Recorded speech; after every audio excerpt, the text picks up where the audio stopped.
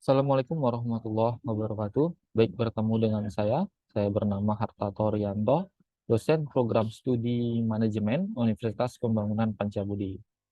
Pada semester kali ini, saya diamanahkan untuk mengajar sistem informasi manajemen. Jadi sehingga satu semester ke depan kita akan membahas berdiskusi bersama-sama mengenai topik sistem informasi manajemen. Baik, pada awal mula perkuliahan, saya ingin mendefinisikan terlebih dahulu nih apa definisi mata kuliah kita.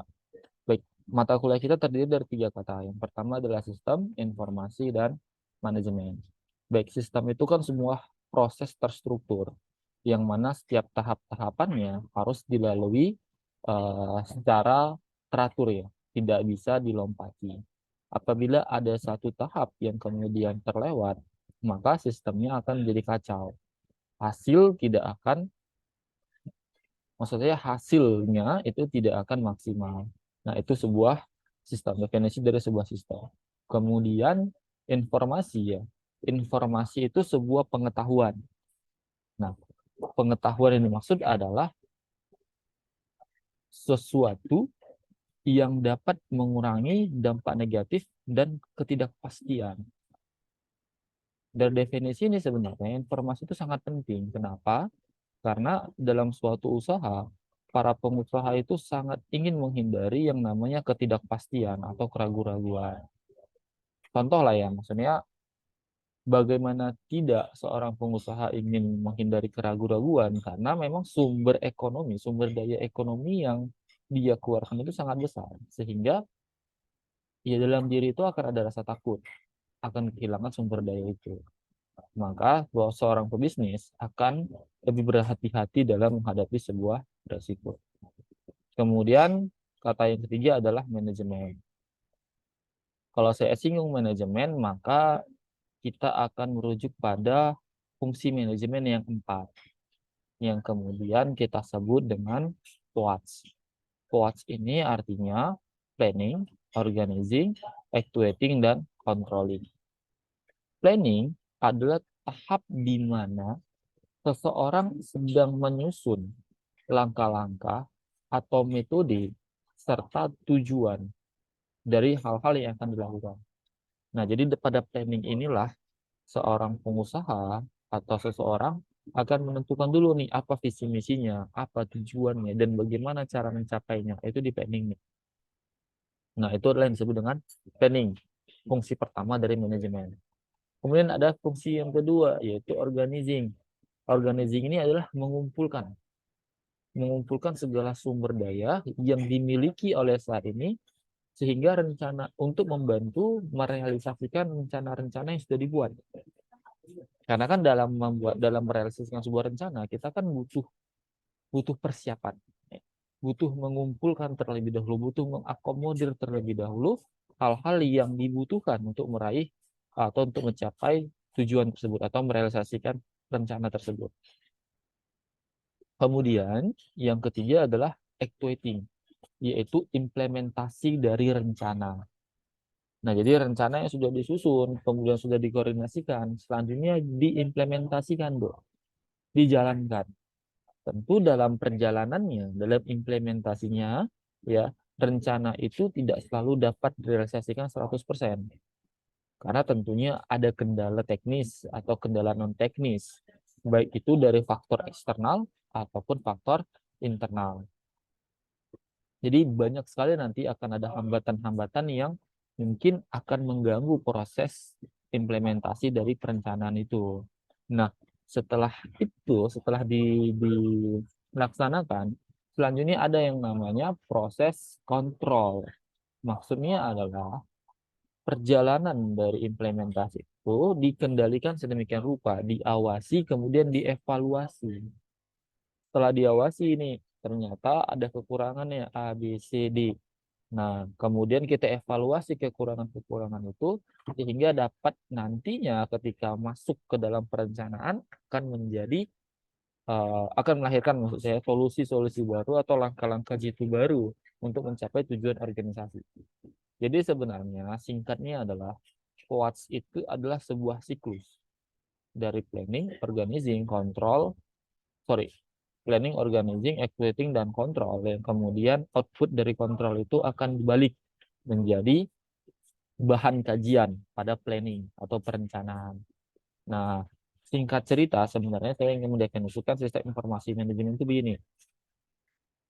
Sistem informasi manajemen adalah sebuah skema atau sebuah proses ya, pengaliran informasi dari bawah atau dari pegawai kepada top manajemen.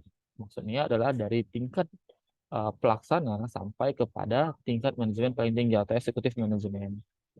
Nah, pertanyaannya gini, kenapa informasi itu perlu untuk dibuat sistem dalam penyalurannya? Yang pertama, karena ketika sistem tidak berjalan, maka informasi akan menjadi miss atau salah informasi. Ketika seorang top manajemen atau eksekutif manajemen salah menerima informasi, maka akan dapat berakibat fatal. Salah satu akibat fatal adalah contoh, misal seorang direktur tidak tahu bahwasanya perusahaannya sedang mengalami kerugian. Akhir kata, direktur melakukan open recruitment. Sementara open recruitment akan menghasilkan cost yang lebih tinggi. Hasilnya apa? Maka pengeluaran akan semakin membengkak. Karena kan harusnya ketika perusahaan merugi, ya perusahaan itu harus diikat pinggang. Kan begitu.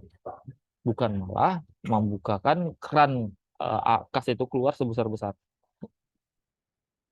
Nah, jadi maksud saya adalah keputusan yang salah akan terjadi ketika informasi yang sampai itu tidak benar.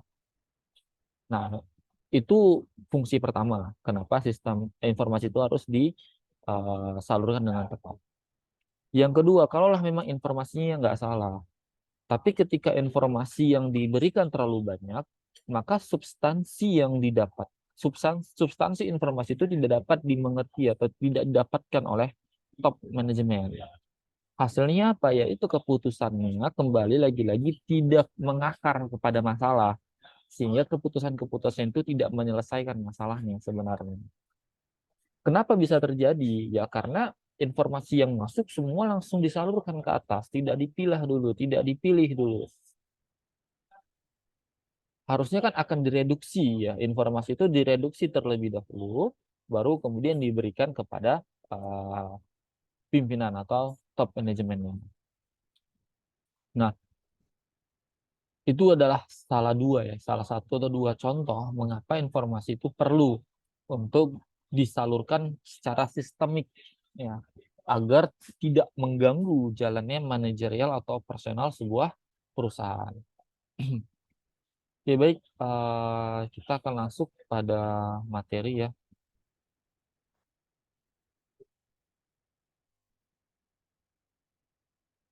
Bentar.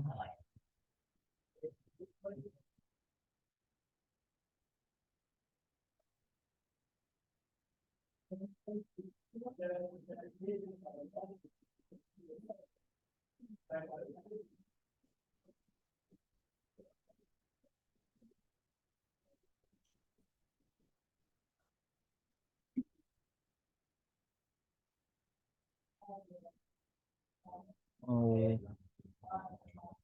Nggak mau dia ya. Bentar ya.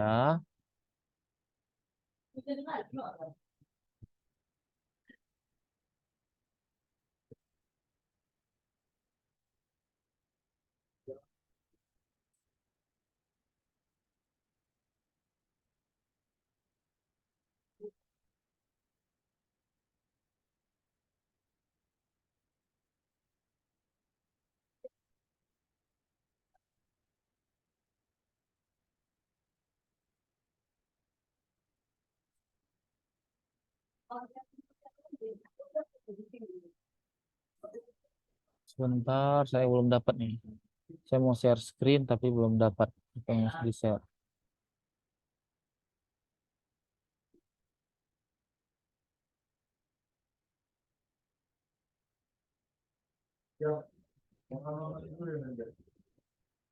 Bentar.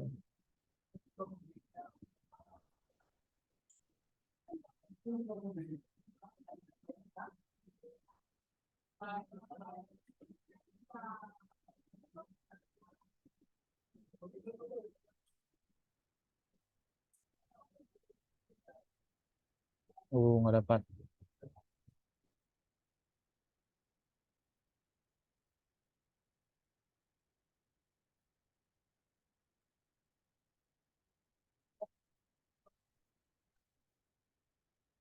Oke, ternyata saya tidak bisa ya untuk share screen. Nanti kita akan coba share screen lagi deh. Saya coba apa dulu. Tapi nanti saya sudah kirim apa ya? Saya sudah kirim materi sebenarnya di WhatsApp grup. Jadi nanti abang kakak dan teman-teman semua baca dulu materinya. Itu ada banyak ya. Saya baca soal definisi dari sistem informasi, ya manajemen. Saya bahas itu soal pengertian yang sebenarnya.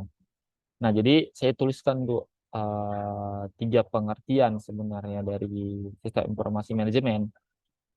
Yang pertama nih ya, SIM itu adalah suatu sistem formal mengenai hal melaporkan, menggolongkan, dan menyebarkan informasi kepada orang-orang yang tepat dalam satu organisasi. Nah, dari definisi ini saya ingin menggarisi dua hal. Yang pertama adalah informasi itu digolongkan terlebih dahulu, ya. Kenapa digolongkan? Maksudnya adalah informasi harus dipilah dan harus dipilih, ya. Sehingga nanti kita tahu mana yang harus kita sebarkan, kepada siapa harus kita sebarkan. Karena yang kedua catatannya adalah informasi itu tidak diberikan ke semua orang. Maka tadi di penghantar saya jelaskan bahwasanya informasi ketika diberikan secara semuanya menyeluruh, maka substansinya sebenarnya nggak dapat. Maka informasi itu ketika didapat, maka dia harus digolong. Jadi gini, alir informasi itu gini. Kita dapat informasi, kemudian kita verifikasi dulu kebenarannya. Ketika sudah dinyatakan valid, informasinya benar, maka informasi itu harus kita golongkan, kita kelompokkan. Nah, setelah kita kelompokkan, kita tentukan kepada mana dia kita salurkan. Nah, sehingga informasi ini berjalan sesuai dengan tempatnya, rules-nya. Nah, ini dinamakan sistem informasi manajemen. Ya, jadi contoh deh, informasi mengenai jumlah produksi ya yang dihasilkan itu larinya jangan kepada manajer pemasaran, tapi larinya kepada manajer produksi. Tapi informasi mengenai penjualan jangan larinya ke manajer produksi, tapi harus larinya dilaporkan kepada manajer pemasaran. Nah, jadi itu dia. Jadi alurnya harus pas. Maka kenapa informasi itu harus digolongkan sebenarnya. Nah, itu penjelasan dari pengertian SIM yang pertama. Kemudian yang kedua, SIM sebagai jalinan hubungan dan lalu lintas keterangan dalam satu organisasi melalui proses pengumpulan, pengolahan, pemahaman, dan penyebaran kepada pejabat yang berkepentingan. Nah, tambahannya dari yang penjelasan pertama, yaitu adanya pemahaman. Mengapa informasi itu harus dipahami terlebih dahulu dari informan? Agar meyakinkan orang yang menerima informasi. Jadi seorang manajer ya pastikan juga akan melakukan validasi terhadap informasi yang dia terima.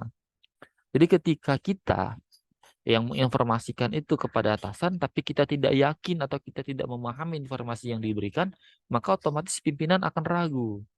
Hasilnya adalah kita disuruh verifikasi ulang, disuruh cek kembali. Yang ada adalah informasi tidak mengalir, masih tertahan di diri kita. Maka singkatnya adalah kita harus memahami ya informasi yang kita berikan dan begitu juga dengan manajer yang menerima informasi kita, dia juga harus memahami. Kenapa? Karena informasi itu juga nggak akan berhenti di seorang manajer. Informasi itu akan langsung mengalir kembali kepada direksi misal. Nah, jadi seperti itu. Nah, kemudian yang ketiga definisinya adalah manajemen disebut bahwa SIM merupakan suatu proses pendekatan yang direncanakan dan disusun untuk memberikan bantuan kepada pimpinan dalam proses manajerial. Nah, jadi ini sangat dekat dengan yang saya jelaskan tadi. Jadi fungsi informasi ini, fungsi SIM ini adalah bantuan yang diberikan ya agar seorang manajer itu atau seorang eksekutif itu dapat mengambil keputusan yang tepat. Kan tidak mungkin keputusan itu diambil tanpa dasar. Nah, jadi Dan yang mempengaruhi keputusan itu kan adalah informasi yang dia terima. Maka dari itu adalah informasi ini merupakan alat yang sangat penting. Alat yang sangat penting dalam pengumpulan atau pengambilan sebuah keputusan. Itu mengenai definisi atau pengertian dari sistem informasi manajemen. Kemudian kita masuk kepada pengolahan data. Jadi pengolahan data itu adalah serangkaian operasi atas informasi yang direncanakan guna mencapai hasil yang diinginkan. Jadi proses pengolahan data itu ada 8. Yang pertama itu membaca, input, output, sortir, memindahkan, menghitung, kemudian membandingkan, dan menyimpan. Nah, tambahannya adalah yang belum saya jelaskan, yaitu dengan menyimpan. Jadi data yang tidak disalurkan tidak serta-merta dihapus ya, abang dan kakak semua. Kita harus menyimpan dulu data itu, karena suatu saat bisa jadi itu akan diminta atau dibutuhkan. Oke, kemudian ada fungsi informasi. Saya rasa abang kakak tinggal baca. Karena di akhir perkuliahan ini saya hanya akan memberikan sebuah contoh kasus, sebuah contoh kasus bagaimana bagaimana informasi itu mengalir secara sistemik. Oke, saya akan mencoba ya membuat sebuah rekayasa di universitas kita aja deh, di Universitas Pembangunan Pancabudi. Oke, jadi saya bagi level kepemimpinan di Universitas Pembangunan Pancabudi itu menjadi 3 elemen. Yang pertama adalah top manajemen, yaitu eksekutifnya. Yang kedua adalah middle management, ya. Yang kemudian yang ketiga adalah bench manajemen atau manajemen bawah. Top manajemennya siapa? Yaitu rektor, wakil-wakil rektor. Middle manajemennya itu para dekan. Kemudian yang manajemen tingkat bawahnya itu adalah para kaprodi, kepala program studi. Oke. Nah, sebagai disclaimer awal, kita memiliki 4 fakultas. Fakultas yang pertama adalah Social Science, Agama Islam dan Humaniora. Kemudian ada Fakultas Sains dan Teknologi. Dan yang terakhir adalah program pasca sarjana. Oke. Sekarang begini, ketika rektor meminta data jumlah mahasiswa, maka yang harus diberikan adalah jumlah mahasiswa seluruh Pancabudi. 21 program studi yang berasal dari 4 fakultas. Tapi ketika dekan meminta jumlah mahasiswa, maka informasi yang diberikan hanya dari fakultasnya saja. Jadi kalau dekan Fakultas Social Science meminta berapa jumlah mahasiswa kita, ya maka program studi yang ada di bawah Fakultas Social Science sajalah yang diberikan. Kemudian ketika Kaprodi Manajemen membutuhkan ya jumlah mahasiswa yang dia terima, ya maka hanya pada program studinya saja. Jadi kan semakin mengkerucut itu. Dan direktur itu informasi yang diberikan semakin luas. Nah, maksud saya begini, ketika informasi yang diberikan semakin luas, maka informasi itu harus semakin spesifik sehingga mudah dipahami. Dan informasi yang luas itu hanya memuat hal-hal yang penting saja. Yang tidak substantif jangan dimasukkan lagi karena nanti akan kelelahan dalam memahami informasi itu. Contoh misal, ketika rektor tanya berapa jumlah mahasiswa kita, dia tidak perlu jumlah, ya cukup dengan jumlahnya yang dibagi per fakultas dan dibagi per prodi. Jangan sampai, ya kalaupun nanti butuh peta alamat, ya kita alokasikanlah per kotanya atau per kecamatan, ya jangan address alamat per alamat satu persatu. Maka rektor akan kelimpungan. Cukup pada kota Madiahnya saja atau kabupatennya saja. Nah, ketika dekan mungkin kita bisa lebih spesifik. Jadi jumlah mahasiswa kemudian asalnya dari kota Madia atau kabupaten, kemudian kita bisa ukur lagi lebih dalam, yaitu pada kecamatan. Karena kan data yang dia kelola itu lebih sedikit. Tapi kalau Kaprodi saya rasa bisa address by address. Maksudnya alamat per alamat itu bisa dia kejar sebenarnya. Jadi lebih detail dia. Nah, itulah yang saya maksudkan ya. Eh, Bagaimana sebenarnya informasi itu dikelola dari bawah ke atas.